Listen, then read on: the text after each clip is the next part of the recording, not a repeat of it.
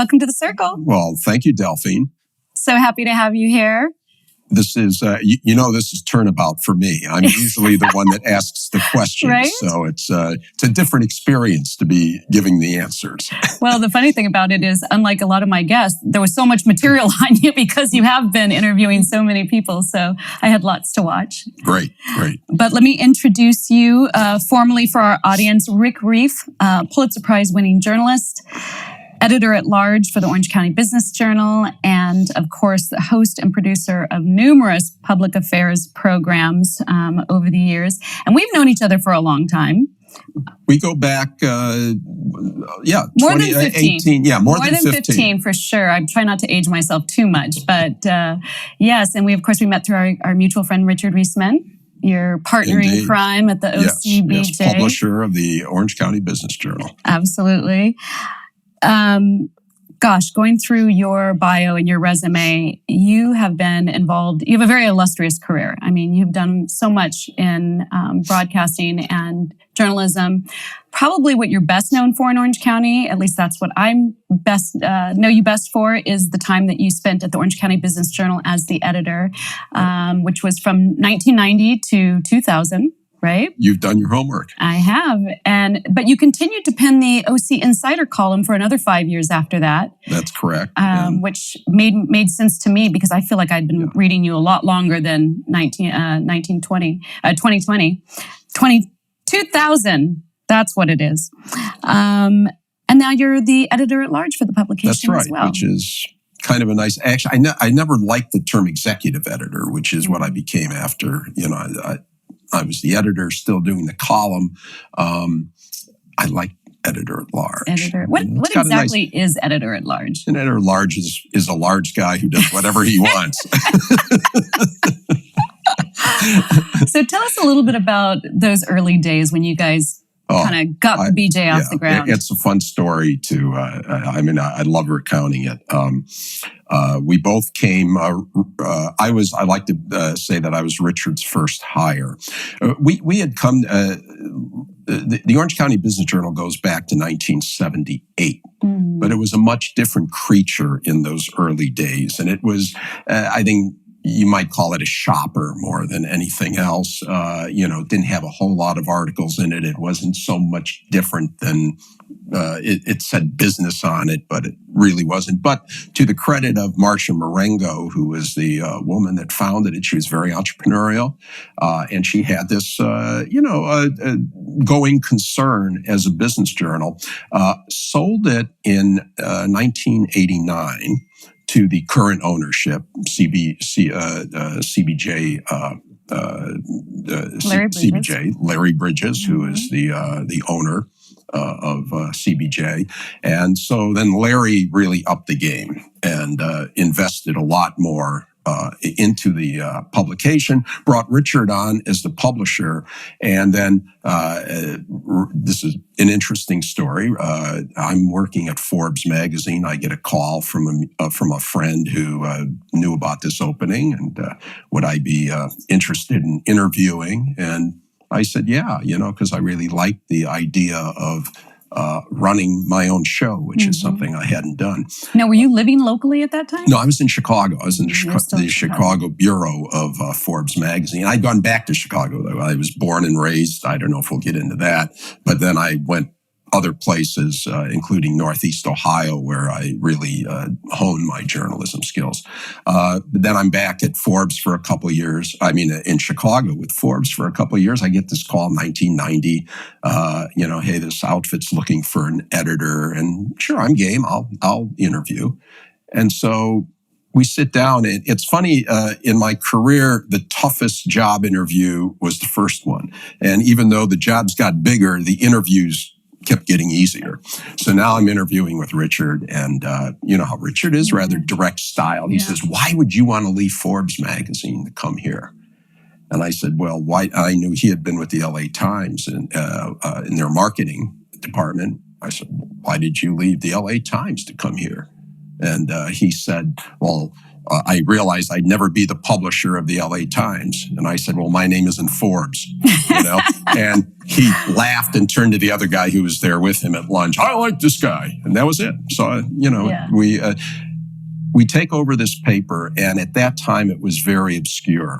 And in fact, when I came on as editor, the Orange County Register ran an article referring to the graveyard of business journals in Orange County. Everybody assumed you can't make it with a business publication in Orange County. It's too close to LA. It's too close to San Diego. There's no there.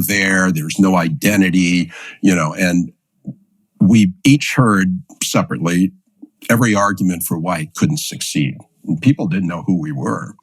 And at first they'd say, well, where are you from again? Is it Orange County Metro? Is it Orange County Register?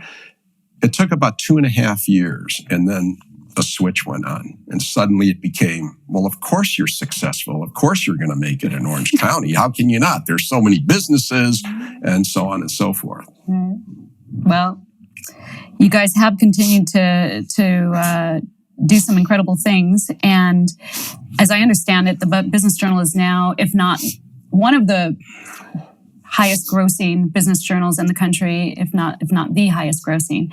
So yes, kudos to you guys. I mean, really taking it straight to the top. What do you attribute that success to? The genius of Richard and me. No, I'm just joking. I actually think that is the case, but yes. Part of it, though, there's several reasons. Business journals, in general, none that I know have been as successful as we've been from a financial standpoint. But in general, it's a good niche. And that while much of the rest of the media, as we know, is dying, business journals are holding their own. They're unique content.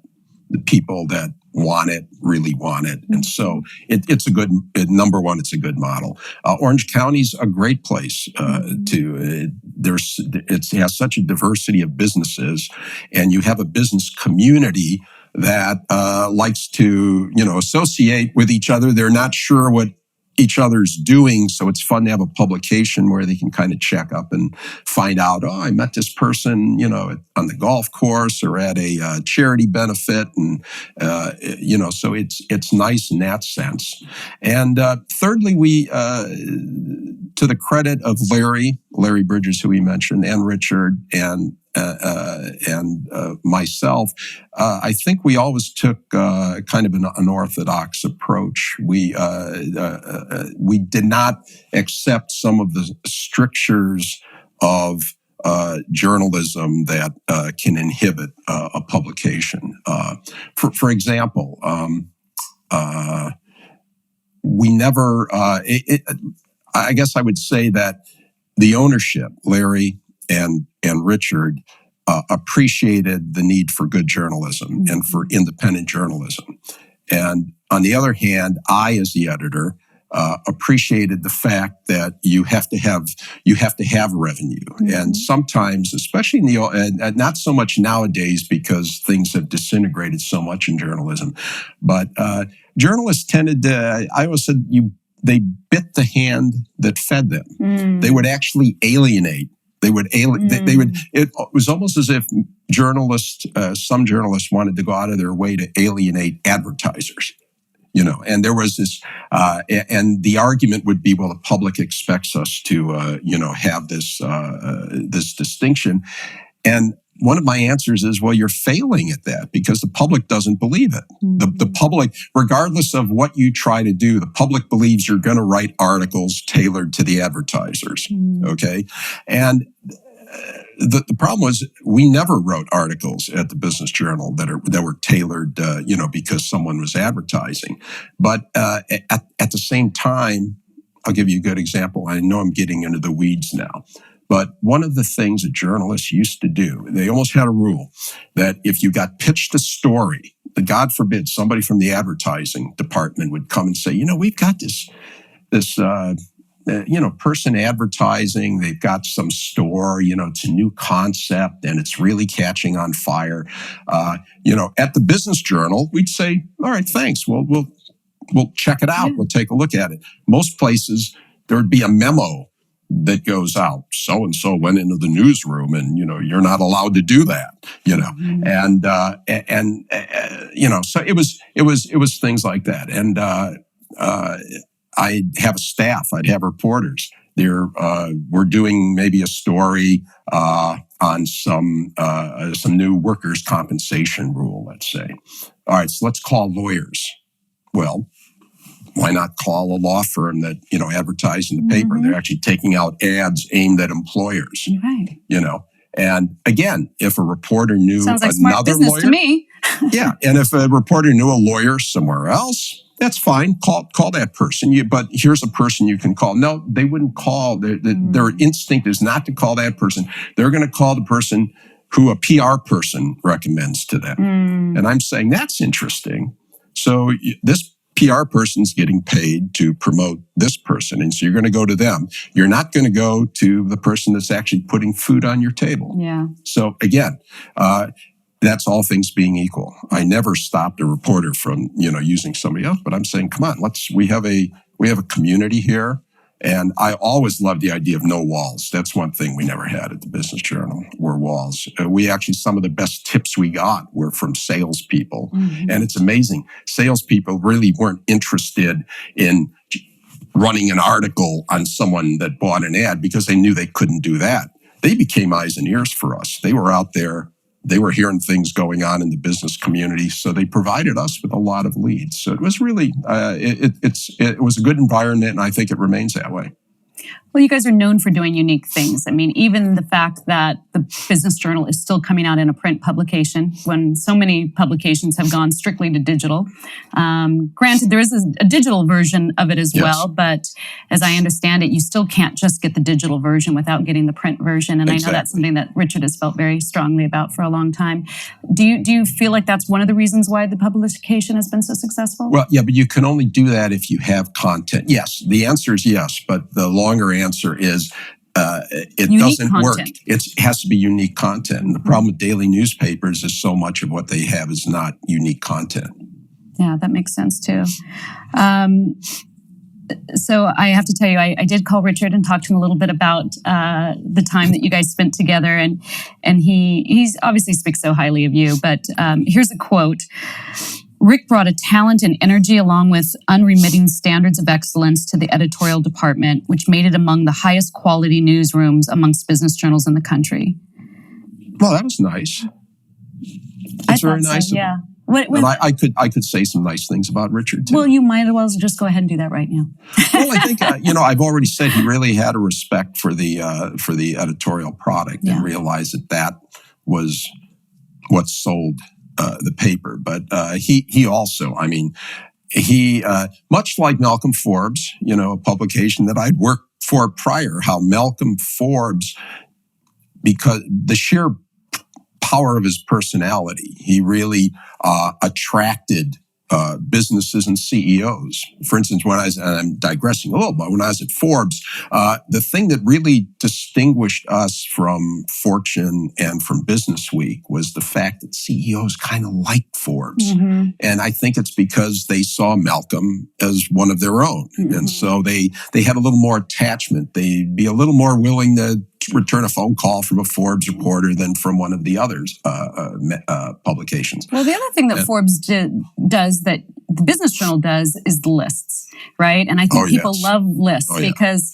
you can talk about business stories and it may or may not be of interest to you, but everybody wants to see who's on the list, right? No matter what category. Yes, that is the mother load for business journals. Yeah. It really is. The list. And then probably real estate coverage would come second. That those are the real meal tickets. Well, and so many of the awards programs that you guys have done over the years have just really garnered a lot of attention, and I think continue to expand your audience. Well, and that gets us back to Richard then, because of his. I was going to make the point that Richard is so much a part of the business community that he created that feeling among business people that this is our publication. And all these awards that he did are just are huge profit centers for the paper now, and they've become institutions. The women-owned business, minority businesses, the Entrepreneur of the Year, the CFO awards, and so forth. And I have to confess, when that first came up, I was wrong. He said, "Why don't we do a women in business?" And I had to say, "Oh, Richard, that's like demeaning. Business women don't want to be. It's like you're segregating them. They feel they're business people. They don't want some women in business thing." And that is so successful. Yeah. And so he was right. Yeah. I was wrong. Yeah. Oh, he'll be so happy to hear you say that. In 2018, you were the recipient of the Orange County Press Club's Lifetime Achievement Award. As I understand, they don't give those out very often. It's kind of a rare thing that they do that. What did that mean to you? Oh, that was a great honor. And, in a way, being part of a team that won a Pulitzer Prize was, something, probably the greatest achievement objectively that I'll ever have. But the best gig I ever had was, and continue to have, is with the Orange County Business Journal. And, that was just a recognition, I think, not just of me, but of the Business Journal and all the reporters and all the other people that have worked there. And so I was delighted to get that. Well, let's talk about that little Pulitzer Prize. Kind of a big deal, kind of maybe the biggest deal in journalism. In 1987, your team at the Akron Beacon Journal won the Pulitzer Prize for the coverage of Goodyear's battle with the corporate raider. Tell me about that story and what made it so unique to receive such a prestigious recognition. It was, again, that was a really sweet honor for everybody at the Akron Beacon Journal, because typically the award was for general news reporting, and typically the Pulitzer in general news goes to a paper that covered some cataclysmic or otherwise huge event, like the Challenger explosion or a flood or 9/11, that sort of thing. And here it was a paper that got a general news reporting for covering a takeover battle. And I think that the reason was the reason we got into the mix for this was because this was the year when the changes in the financial world were really coming home to roost in America. And this was the first wave of the takeovers, Carter, Hawley, Hale, and, there were just almost every month there was some takeover. And nowadays it's so common we don't even think about it. But then it was kind of jarring. And I think, people are losing their jobs, with the takeovers, everyone's leveraged, and, there's layoffs and cost cutting and all that. So I think the Pulitzer Committee probably was saying, was there any paper around the country that's kind of capturing not just what this means from a business standpoint, but what it means to the community? And so what better situation for that criteria than, Akron, Ohio, the rubber capital of the world, with Goodyear, the company in a company town. And, you've got this flamboyant corporate raider, Jimmy Goldsmith, who's, leading the charge against Goodyear. And so I think, I think we were in the right place at the right time. But the other part of that is that, a lot of papers are in the right place at the right time, and they don't win it. We really did some great reporting, and it was a culmination of a lot of things that the Beacon Journal did, that would never happen nowadays. And that is the investment that they made in people. It was a big newsroom. This is Akron's at that time was a town of I'd say 275,000 people, and we had a penetration rate with the paper. It was out of sight. Maybe 70% of the people in Akron got the Akron Beacon Journal. It's unheard of nowadays. It was also the flagship of of John S. Knight, who is the co-founder of Knight Ridder newspapers and is a legend in journalism. And that's where he lived. In the winter, he lived in Miami, but he'd come back to Akron for the summers. And so, it was a paper that really punched above its weight.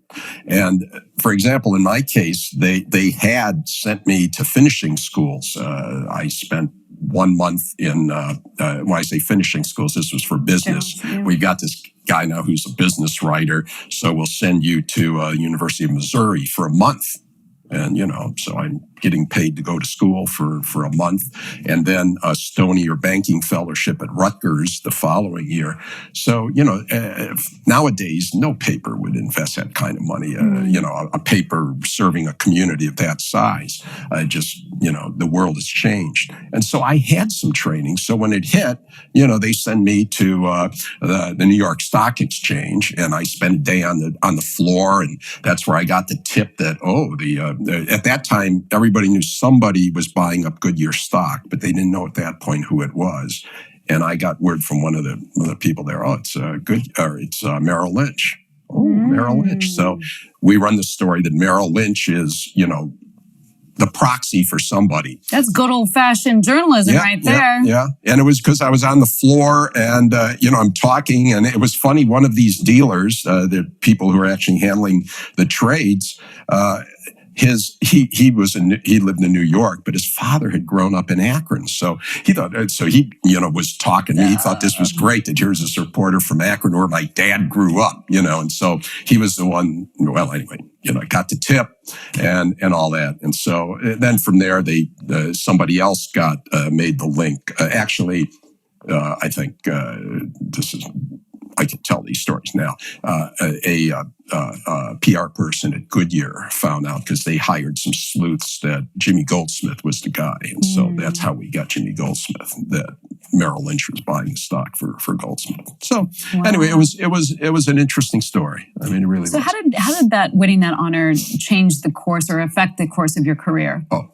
I used to joke that suddenly some of these community groups, like if I was covering, in the past, I'd been a city hall reporter, and the same people who used to try to throw me out of a meeting were now inviting me to come to speak to their groups. So it changed the perception. It's so funny because I didn't feel anything had changed, but the way I was perceived, now I was a hero and a Pulitzer Prize winner. In the last couple of years, it does seem that the public has really kind of shifted their perspective of mainstream media and become much more distrustful of it. And with good reason. Nobody knows who to believe anymore, right? As a journalist, how do you speak to that? It distresses me greatly, and I really worry about the future of journalism. I like to say, this is a slight digression, but Gutenberg invented the printing press about 570 years ago. And I started my career in journalism is almost 50 years now.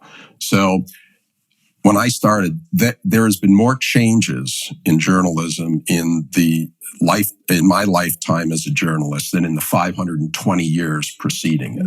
Because when I started, I was still using I was on a typewriter. The computers came a year or two after that, and there were many different versions of that before we got to where we are today. But other than there were some advances in mass production and things like that, the way you did a story or the way the news was delivered was not significantly different than from the very first printing press. But maybe even more significantly, the biggest difference was that from the time of Gutenberg till, I'm starting my career, freedom of the press belonged to he who owns one. And in other words, people that the media were the gatekeepers. Mm-hmm. They essentially, the three networks and the major newspapers and the dailies in cities, and usually you had multiple daily newspapers in every city, they set the agenda. What you knew, what got reported was what they were telling you. Now, with that went this profession of journalism that we're supposed to be professionals, objective, fair, balanced, all that kind of thing. Because after all, we had this, God-given power to, report the news. Well, now that's all changed.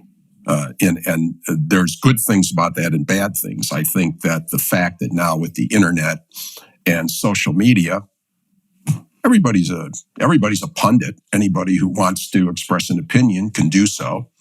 And, it's if people like what you're saying, you're going to be an influencer.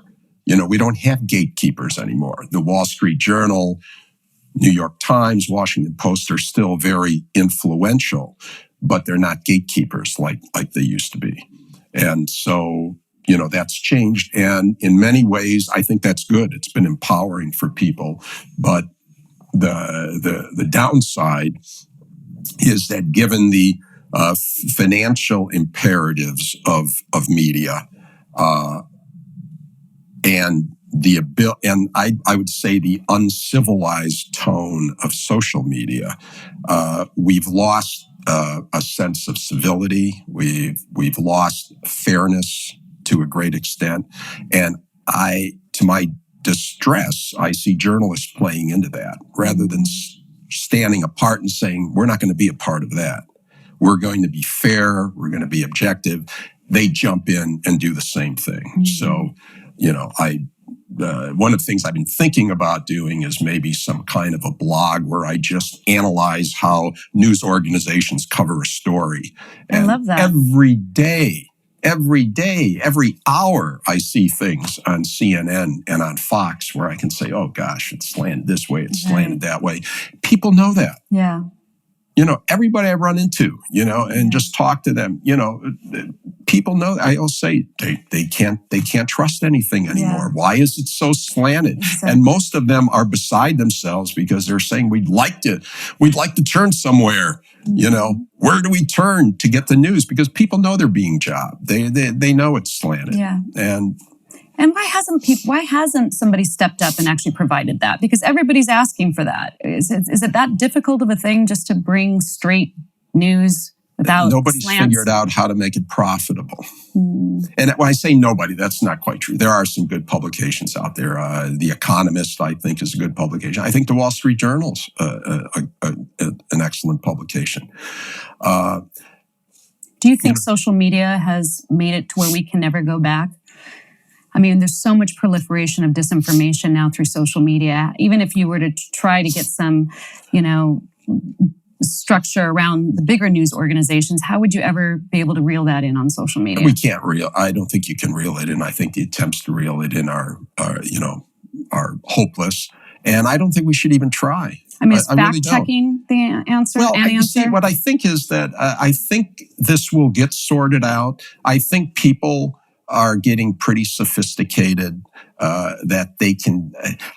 I think at some point people are going to get really good at being able to figure out, something about this doesn't smell right. This might just be a little fake news, or they'll... And I think people already do this. They'll check two different sources, get two wildly different ideas, and come to some reasonable conclusion after looking at the two. But I think the worst thing is trying to clamp down. I think the way you counter bad speech is with good speech and not with censorship, which is where we're headed now. Where do you go for news? The Economist. The Wall Street Journal. I get a lot of things. I get the Register and the LA Times. So you still get print publications? No, I get the online. I'm getting them online. Mm-hmm. So the Register still comes to me every Sunday. That's a requirement of theirs that you take a print product. And as Richard, I'm sure, has explained to you, the reason for that is that while social media might get you a lot of hits, the money's still in print. I mean, the amount of revenue you get from let's say a social media or not social, but an online subscriber is about 1/10 what you get from a print subscriber.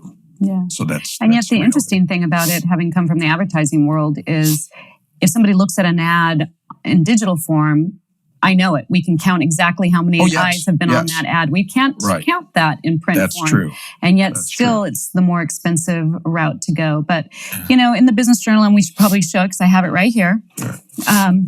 I think that you guys have really done such a great job at putting the advertising into the publication without it making it seem like it's just too egregious. Yeah. Well, the vast majority of it is still stories and editorial, but even just the advertising banner on the bottom. Funny you should show that, because we did that many years ago, and I can remember Richard coming to me with this idea that Rick, we can sell this bottom portion of the front page.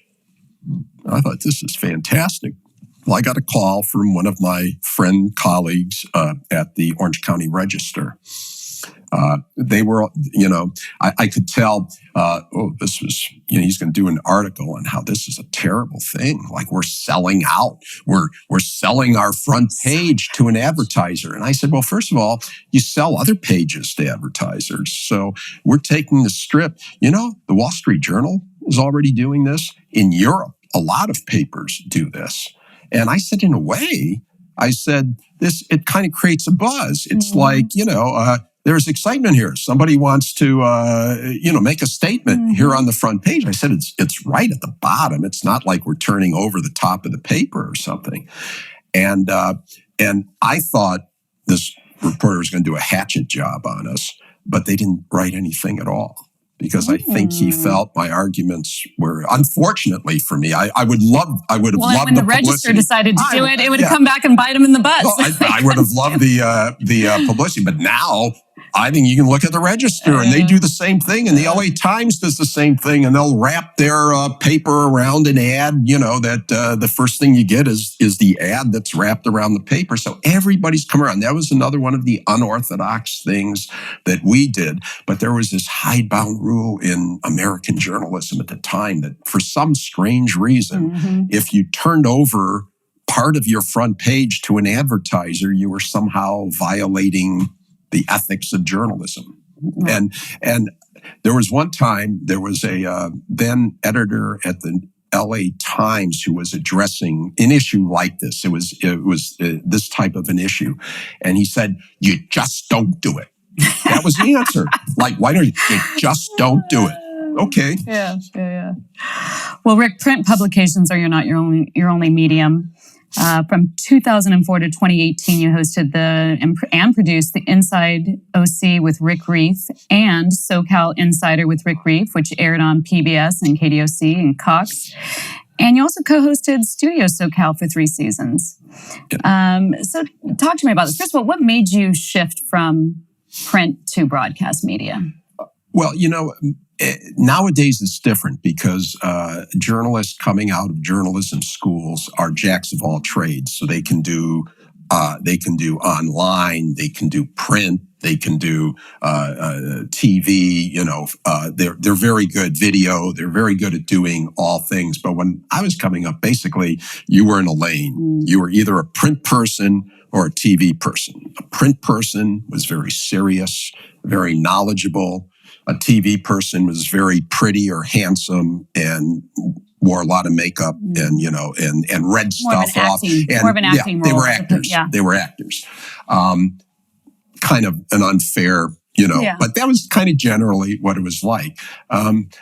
I was kind of an odd duck because I'm a hot dog, and I like being in front of the camera. And since most journalists didn't, it gave me an opportunity. So when I was in Akron, Ohio, and the Cleveland station was doing something on banking or finance, they would hey, Rick, you want to come on a public television show? Sure. I'll talk about what's going on in banking or whatever. Yeah. So I always did that. And then when I came here, there's just so much happening in Orange County. And as the years go on, I'm acquiring, a lot of knowledge about it. And now at this point, I'm just doing the column. I'm not the editor anymore. And so I have some time. And so it was just natural. I loved, again, talking about the importance of advertisers. I had some wonderful sponsors and people, who again, they were contacts in the business community. They knew me. They believed in what I wanted to do, that Orange County is this community that's part of this giant LA market and doesn't really have its own public affairs programming. And so, hey, if you guys will sponsor me, I can do the show. Mm-hmm. So how does the writing change when you're writing for broadcast? Because I always say I don't watch my news because I feel like they're motivated to make it dramatic. I prefer to read news. I'll watch TV for other things.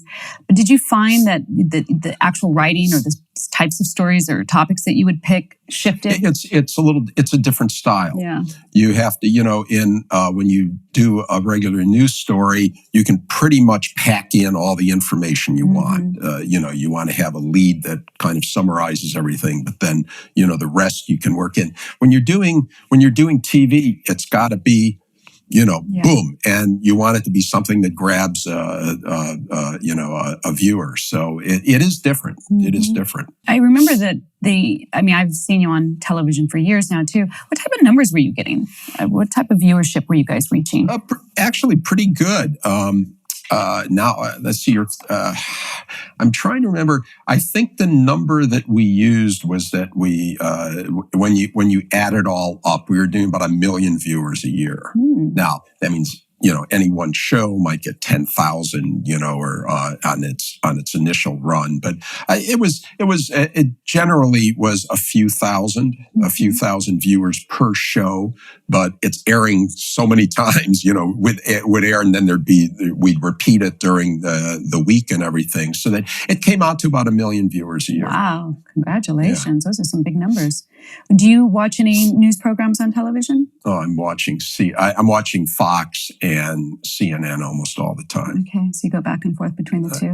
How very balanced? I'm not that balanced. I spend more time with Fox, even though they do much that that gets me upset. I'm probably more on Fox, but I'm watching CNN also, and every once in a while MSNBC. Okay. So that's my there you go. And I'll tell you what, a shout out to C-SPAN. I'll watch C-SPAN too. Yeah. Yeah. Are you a 60 Minutes guy? No, I'm not. That's Sunday night, man. Sunday night, my wonderful wife Marianne and me were watching, Yellowstone or not Dynasty. What's anyway the Succession. Oh, Succession. There you go. So, yeah, that's cool. Yeah. All right, Rick. So we do a little thing called Big Questions here on Delphine Circle. This is where we get to dive deep and really find out the inner workings of Mr. Reef. This is where you get me in trouble. Tell me something that people would be surprised to know about you. I think given that I've been I've always been open about my kind of conservative and libertarian bent. They might be surprised to know I'm a former labor boss. I was for a few years the president of the Akron Newspaper Guild, and actually went through a very fractious negotiations, and had a strike vote. Thank God we didn't lead to that, but I actually took a strike vote. So, when people are surprised, they say, well, Ronald Reagan was also a union boss at one time with the Actors Guild. Yeah. So What books have influenced you the most? Oh, there's so many. I'm sure there are. If there's one person I would throw out who I think most people aren't really aware of, very provocative writer from the early 1900s. His name was G.K. Chesterton. And he had some of the best insights. He was very much, I think he'd be described today as an essayist, author, Catholic apologist. But he had, I'll just throw out 2 observations of his, which I think are just remarkable. One is that when man ceases to believe in God, he'll believe in anything. Okay, which is kind of food for thought. And another one, which I think really pertains to today when there's so much change going on, is that tradition is the democracy of the dead. It gives a vote to your ancestors and not just the man who happens to be walking around.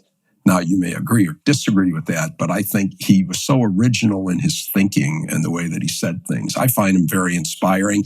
There's some things he says that, nowadays don't really, much like Mark Twain, but overall, just a fascinating writer. And you can just G.K. Chesterton's famous sayings or whatever. And he was also, he did the Father Brown stories. He was a whodunit type of writer as well. So fun. Yeah. Tell me about an issue that's facing the world that you think is one of the bigger issues. Obviously, we talked about the one we've already touched on a little bit. Well, is freedom of speech. I think there's a war on freedom of speech now that I think is very dangerous. Yeah. We're into a cancel culture. What is frightening to me is that roughly Xers and up, Xers and baby boomers and the silent generation, roughly 20% of them think that the First Amendment should not apply to speech that minorities would consider offensive. Among millennials, it's 40%. And some studies or some surveys suggest it's even higher than that. And that's dangerous. Yeah. That's dangerous. I'm not approving of speech that hurts people's feelings and that, but the way to combat it is to combat it with more speech and not to start banning what people are saying. I mean, how can you really have an honest dialogue about the problems in our society if you're going to clamp down on, this person saying this or this person saying? I think it's dangerous. So that's one thing. And we're seeing it, and it's not just. Corporate America has pretty much embraced this now. Mm-hmm. They're also, in ways, canceling people who have views that don't conform to the majority, and I think that's dangerous. So where do you draw the line there? Because part of what we've been seeing too is there's physical harm, right? There's things can happen. People can incite riots or people. So where do you draw the line with that? I don't think you do. I don't think you do.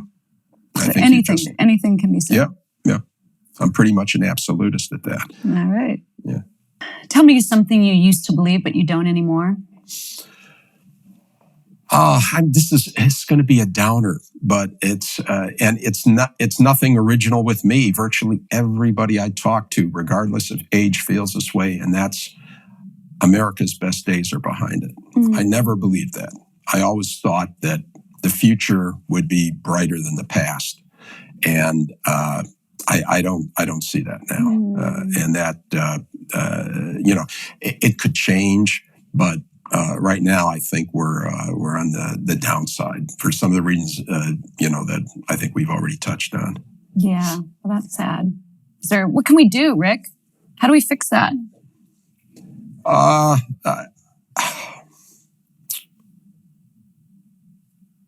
don't know. Let's skip that one. I don't know. All right. Well, actually, go ahead. I'm kind of joking because I don't expect you to know the answer to that question. No, I'll tell you what, though, because when you asked me what are the big issues facing us, the other thing I was going to mention, and I think this might be the answer, is education. Mm-hmm. I think that we need to rethink the way we educate our children. I think that better education would create better citizens, more informed citizens, people with a sense of our heritage, a better understanding of it. And, so I would say that free speech is something I'm very concerned about, but education is the other thing I'm very concerned about. And I think we need to reform, especially K through 12 education. And, when people talk about systemic racism, I can't think of anything more systemically racist than the public education system in the United States. Irvine has great public schools. Many middle and especially upper middle class communities have wonderful public schools. No one's going to put them out of business. But in the inner city, those kids are not served by the public education system. And at some point, this has been going on now for half a century, if not more. At some point, do you just keep putting more money into it? Do you just keep, making some accommodation? Maybe the system needs to be challenged from without. Yeah. Maybe you need to have more school choice, charter schools, and things like this that set up a competing system. Yeah.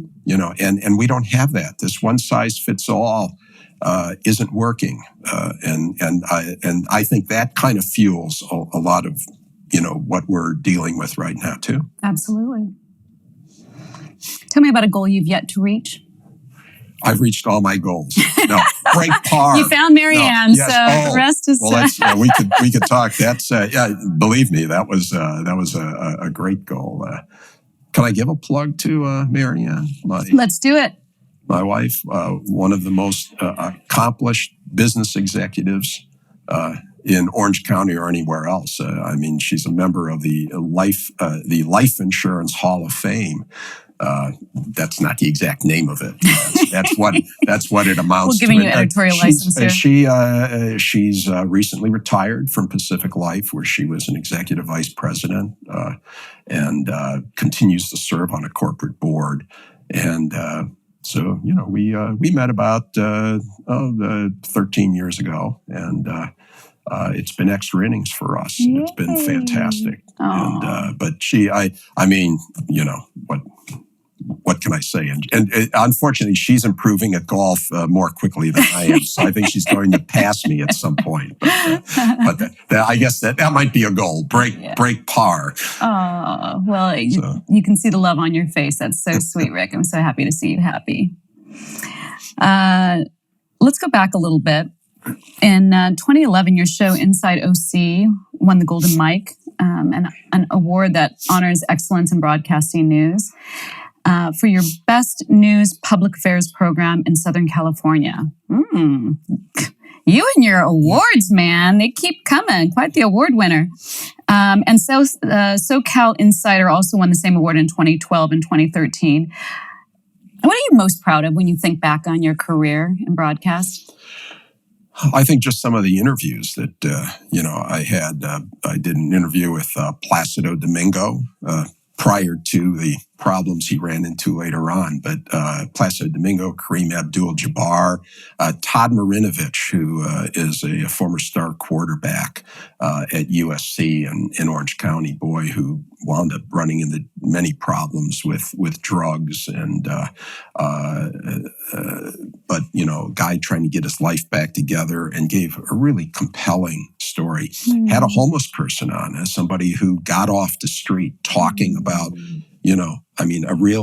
a homeless person discussing what it was like, and and he had turned his life around and how that had happened. But when you talk about those awards, I've got to give a shout out to David Nazar, who continues to. He's doing a show currently on PBS, and David and I were a team, just like Richard and I were a team. David and I were a team. David was the guy, and did some great reports. Would go into LA and really broaden the show to be something for the whole region.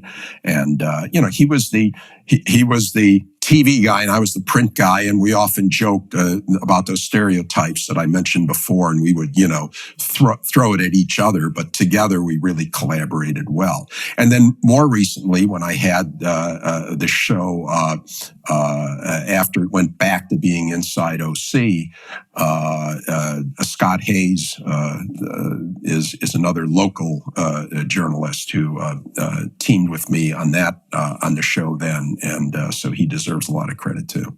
Awesome. So now that, we've got all the streaming channels, I mean, there's so much competition now for those air minutes. How do you think public television is going to fare? I think moving forward, public television is in a very nice spot. It's kind of a nice niche, just like the business journals or comparable to that. You're saying that. Because that's you see,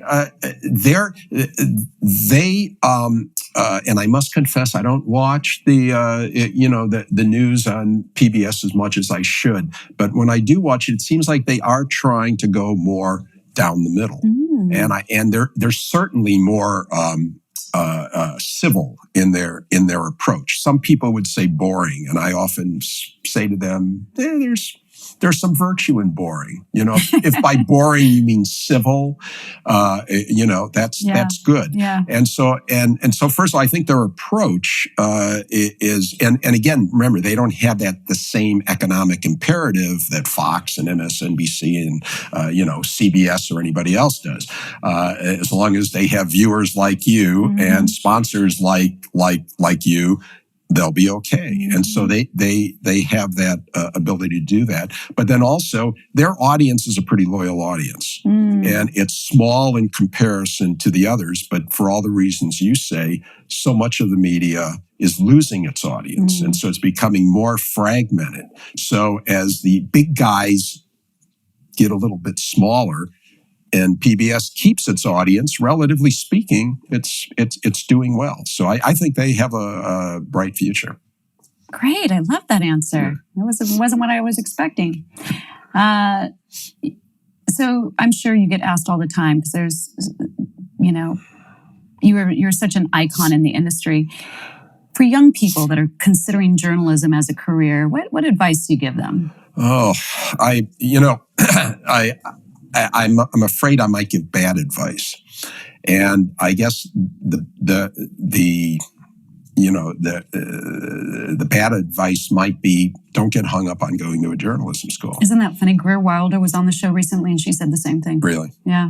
And she's coming at it from being a fashion journalist, but went to journalism school. Yeah. Right.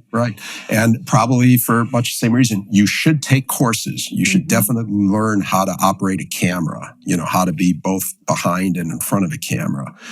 How to do a web page. You should learn all those types of things. But you went to Northwestern, right? I went to Northwestern. And you graduated from their journalism school. Yes, but it was a different time. And it's funny though. I went 4 years to Northwestern, and the best training I got was after Northwestern when I went to the Norwalk Reflector in Norwalk, Ohio. Out of Northwestern, had lived in Chicago my entire life, huge city, and I go to this little town of 14,000 people in between. It's like nothing between Toledo and Cleveland except Cedar Point Amusement Park and Norwalk, Ohio. I'm slightly exaggerating, but anyway.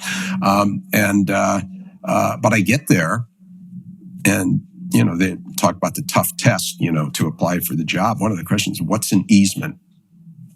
I had no idea. I'd gone to Northwestern Journalism School for 4 years. I didn't know what an easement was. I don't know what are you talking about, like a property easement? Yeah. Because Jack Brown, who was a great editor, God bless Jack Brown, in Norwalk, that was going to be important. I had to understand utility rates and easements and the things probably could buff up on that in about a night. The things that people care about. Okay. So, well, there you go. As long as people understand easements, maybe journalism school it's important. Any journalism school should teach. They're very good at teaching. Focusing on politics and state house reporting, and sometimes a little bit about the judicial system. But when it comes to business, forget it. Or something like easements. Noise ordinances. These are things that people care about. So you've been a supporter of quite a few of the Orange County philanthropic charities, including the Children's Hospital of Orange County, which I know you were a performer in the Chalk Follies as well. Are those Chalk Follies moving forward, or what's going on? No, because of the pandemic, it stopped, and I don't know what their plans are going forward. No word yet. Gloria Ziegner was the iconic figure who ran it for so many years, and now she, her health doesn't permit that anymore. And so, I don't know what the future will be. I think it was great. You got a little free time, don't you? I mean, could you take over the Follies? Don't get me in trouble here, but maybe now I'd be up for another shot at it. But it really was it was a wonderful cause. It was a lot of fun to do, and this is where the Chalk Follies, people like myself and other people in the community go on stage, and it's basically a fundraiser for children for Children's Hospital. And the level of performance is not Broadway, but nobody expects it to be, and it's just kind of fun to go and watch your friends, cavort on stage. And at the end, they always, had a video of the kids in the hospitals, and there's never a dry eye at the end of it. I mean, because you're really seeing, well, this is why we're having this fun. It's for, these doctors and these kids. And it's always an emotional thing. Yeah. Now, and I know they raise quite a bit of money for Children's Hospitals, so it's a good thing to do. So I hear you've been doing a lot of traveling these days. Where have you been going? Well, again, I owe that very much to Marianne, who was a world traveler before we ever met. Mm-hmm. And she has now graciously introduced me to that world. I mean, I'd done a little traveling, but nothing much. And I got to say, I just feel so fortunate that, we have been to so many places and seen so many things. And, Mongolia. You did not go to Mongolia. Yes. And I mean, we've done all over Europe and everything, but the ones I really remember, the Arctic Circle and Mongolia, these remote places, and just to see a culture that's managed to maintain itself for hundreds of years. I mean, if you go, Genghis Khan died in 1240 or something, but if you go there, you would think he had just died. He's like Elvis. There's Genghis Khan statues all over the place. Wow. These proud people still living very much. It's kind, and now it's changing because of the Chinese influence growing. But this civilization, it's not that much different than it was centuries ago. To be able to do that. But with all the places we've been, what did Mark Twain say? And I think it's very true. He said something like, travel is the enemy of prejudice, bigotry, and narrow-mindedness. I think I got that right. It's so true, because when you travel, you realize how similar we are. Yes. Right? Our customs are different, sometimes radically different, which makes life interesting. We're all different in that way, but human nature is the same. And I think you also learn, you learn that empires, and this is where it's, on the positive side for us in the United States, you kind of learn these issues we're facing. Throughout history, people have faced issues, okay? And it always seems like the end of the world. And so it can be encouraging that there's nothing new. There's nothing we're facing that other civilizations in different times haven't faced. And often you can get through these things. The kind of disturbing thing is that you also learn that empires fall. And they do. And I mean, I've seen so many rock piles where the Romans used to be all over the world. I mean, you do any traveling, and you're going to see the Roman rock piles, which is what I kind of call them. And, so it can happen to us too. So it's kind of, I think, can be a sobering lesson. Yeah, absolutely. Well, what's up next for your travel? Well, that's a good question. Should we be asking Marianne? Yeah. Ask. Well, she's the one that tells me where we're going. But we do have a couple of trips planned for next year. But with COVID, everything's we'll see. It's wait and see. We did though during COVID. It did give us an opportunity to do things that we planned to do when we got a little older. Maybe a little less strenuous. But we got to explore California a lot. We went to Sequoia, which I'd never been to. Can you imagine? I'd never gone to Sequoia. oh, you got to go to Sequoia. And of course, fortunately, that recent fire did not damage the iconic Sequoia trees. It took down some, but not the General Grant tree and some of the others. But you got to go. Yeah. You got to go. Went to Death Valley. I'm amazed at how many people have never gone to Death Valley. I wouldn't recommend going in August, but, we went early in the year. I think it was February, I think. And it's a wonderful time. It doesn't get over 70 degrees. It's not just sand. I mean, they've got, just beautiful rock formations. And we played golf and, they've got lakes and trees, and it's 200 feet below sea level. And, wow. So that gave us, an opportunity to do that. And then, I hope Mary Ann doesn't get upset that I say this, but we took this Grand Canyon rafting trip down the Colorado River, which was really special. Seeing the canyon from river level instead of hundreds of feet up, and to celebrate her 70th birthday. Oh my gosh! She what a jumped into the Colorado River from about 20 feet up. Whoa! I stayed on the ground and took a picture of it, so I have the photographic evidence. But she's incredible. But that's awesome. We figure we better do that trip because it's a pretty strenuous trip. We better do that while we can. So we did that too. So hopefully things loosen up. We'll start seeing the rest of the world again. I love it. So Richard Reisman gave me a little tip about you. He said you're quite the crooner, and that you're actually kind of known for your own version of a Frank Sinatra song.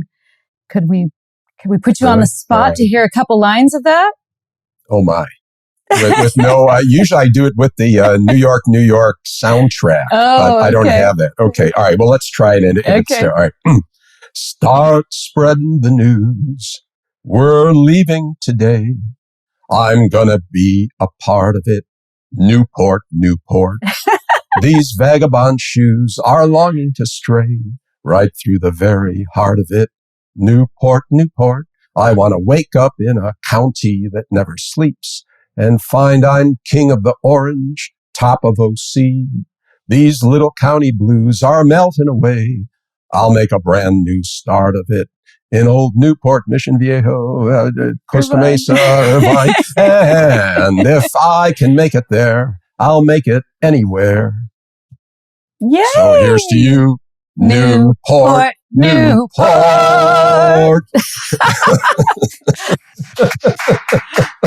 Thanks so much, Rick, for coming out today. It's been so awesome having you here. Thank you. Thank you for tuning in to this episode of Delphine Circle. Don't forget to subscribe. It's free and it will help us keep these incredible interviews coming your way. Here are 2 other episodes you may enjoy. I'm Delphine. Welcome to my circle.